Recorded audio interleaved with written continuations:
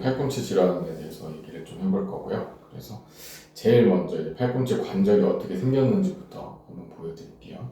팔꿈치 관절은 위팔뼈, 그러니까 위쪽 팔에는 한 개의 뼈, 상완골로 이루어져 있고 아래쪽은 두 개의 뼈로 이루어져 있어요. 여기 요골, 척골이라고 하는 이 세 가지 뼈로 이루어져 있고 주된 움직임으로는 이제 폈다 구부렸다 하는 운동과 회전 운동, 회내, 회외라고 하는데 돌리는 요 운동을 기본적으로 한다고 보시면 됩니다. 팔꿈치 통증 중에 이제 제일 많은 원인은 외상과 질병으로 나눌 수가 있는데 외상은 이제 실질적으로 다쳐서 오시게 되는 거고 손을 짚고 넘어지거나 아니면 팔꿈치 쪽으로 직접적으로 부딪혀서 다쳐서 오시는 경우가 많고 그래서 그런 경우에는 인대 손상이라든지 골절 같은 것들이 있을 수가 있고 질병은 우리 흔히 많이 얘기하는 뭐 테니스 엘보, 골프 엘보라고 얘기하는 내상과염, 외상과염 그리고 좀 흔하진 않지만 관절염, 연골이 닳아서 생기는 관절염 등도 있을 수 있습니다.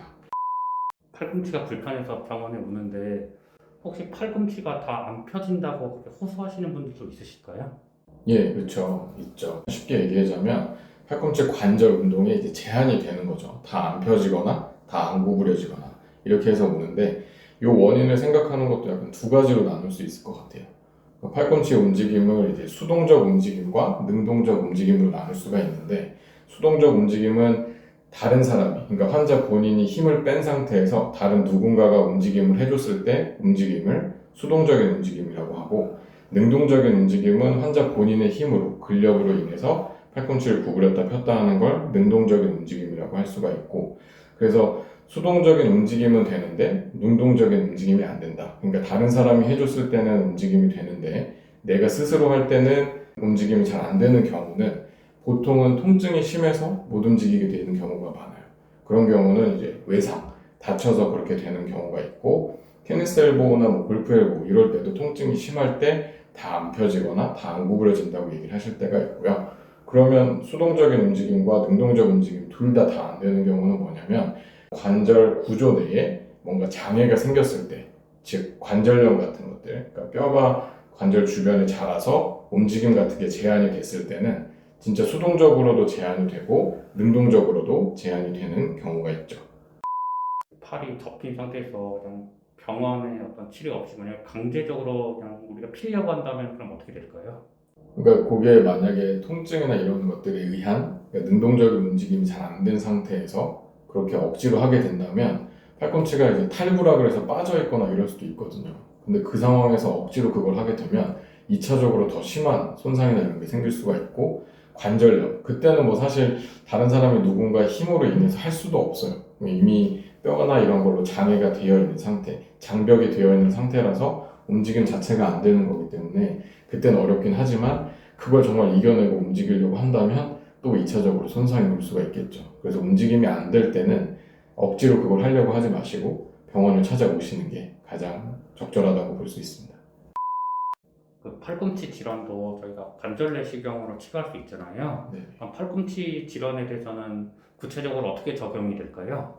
기본적으로 뭐 물리치료라든지 주사치료 이런 게 이제 잘 안 되었을 때 그때 수술적인 치료로 넘어가게 되는 건데 예전에는 관절 내시경이나 이런 기술이 발달하지 않았을 때는 대부분 피부 절개를 하고 이제 들어가서 그런 수술을 많이 했다고 보시면 되고요.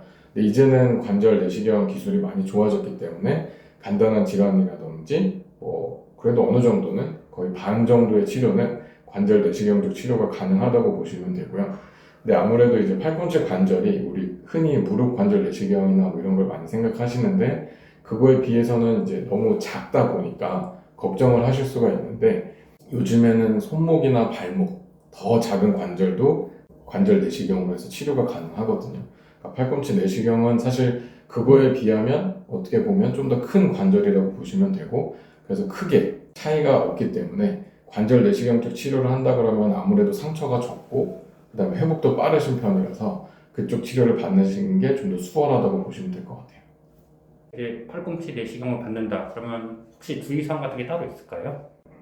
환자분이 주의해야 될 거는 별로 없고 그냥 의사를 맡기고 이제 수술을 받으시면 되는데 일단 아무래도 간격 자체가 좁고 하다 보니까 처음에 들어갈 때 무릎 같은 경우는 관절 안에 이렇게 물을 먼저 넣고 시행하지 않거든요. 근데 팔꿈치 관절 같은 경우는 저희가 소독된 생리식염수를 미리 팔꿈치 관절 안에 넣어요. 그렇게 되면 공간이 상대적으로 많아지게 되고, 그러면 이제 들어가기 훨씬 수월해지고, 그 다음에 이제 주변에 지나가는 신경이라든지 이런 걸 잘 피할 수 있습니다. 근데 환자분이 뭐 걱정하시고 이럴 만한 건 아니니까 너무 걱정하실 필요는 없고, 요즘에는 많이 관절 내시경을 하고 있으니까 그 부분이 이제 많이 대중화되어 있다 보니까 할 때 혹시나 이게 많지 않은 시술을 내가 받고 있는 게 아닌가 이런 걱정을 하실 수 있지만, 그런 걱정은 좀 덜어 놓으셔도 될 것 같아요.